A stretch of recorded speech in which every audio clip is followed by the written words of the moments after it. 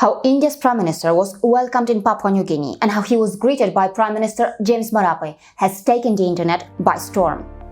In the video, the Prime Minister of Papua New Guinea can be seen greeting the Indian Prime Minister with lots of warmth and respect.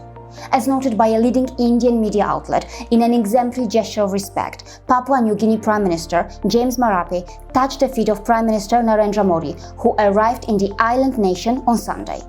Netizens are reacting in all sorts of ways. As expected, India haters are using this opportunity to mock India's tradition of touching feet.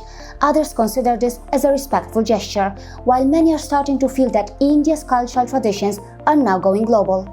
But before you come to any conclusion, it is important that you learn more about Papua New Guinea, its Prime Minister, and the country's relations with India. And yes, a lot of it is quite shocking. To start with, take a look at this.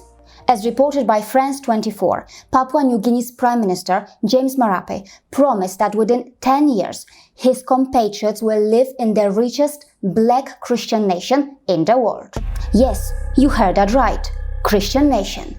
Well, that's not a surprise. Want to know why? Well, Papua New Guinea's, or PNG's, total population is estimated to be around 9.8 million. And according to the census in 2011, 98% of citizens identified as Christian. Yes, 98% Christian. But this 98% Christian country faces some of the worst problems you can imagine. The nation has been described as one of the world's poorest countries where violent crime and corruption are endemic. It has also been labeled one of the worst places for gender-based violence in the world, and the country's children have been described as among the most vulnerable in the world. As mentioned here, in Papua New Guinea, according to the law, Christian religious instruction in public schools is compulsory. But it seems that compulsory Christian religious instruction in public schools and having a 98% Christian population cannot guarantee peace. Around the world, discrimination of Christian by Christians on the basis of denomination and violence among various Christian denominations has killed millions. Yes, they say that 98% of the population in Papua New Guinea is Christian, right? But then see this. 26% are Roman Catholic, 18% Evangelical Lutheran, 13% Seventh-day Adventist, 10% Pentecostal, and several others that are also mentioned here. It has been observed that in Papua New Guinea, the desire for supremacy of one Christian denomination over the others and against religious minorities could potentially cause a holy war. Yes, the harsh truth is that many Christians do not just invalidate the religions of non-Christians, they also discriminate against fellow Christians on the basis of their denomination.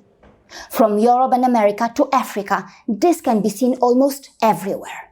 But why is it that India's Prime Minister, who is perceived as a prominent Hindu figure, has received so much respect from Muslim nations, Christian majority nations, and also from PNG? Just take a look at this. The Indian Prime Minister was conferred Saudi Arabia's highest civilian honor, the King Abdulaziz Shah. Also, the highest civilian honor of Afghanistan. Also, the highest honor of Palestine awarded to foreign dignitaries.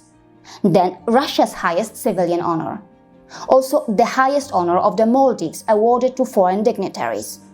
Then, the prestigious King Hamad Order of the Renaissance in 2019. The honor was conferred by Bahrain.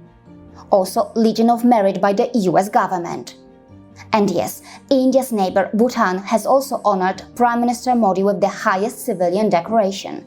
As India is rising economically and reclaiming its past glory, it is natural that the country and its leaders are expected to receive more respect around the world.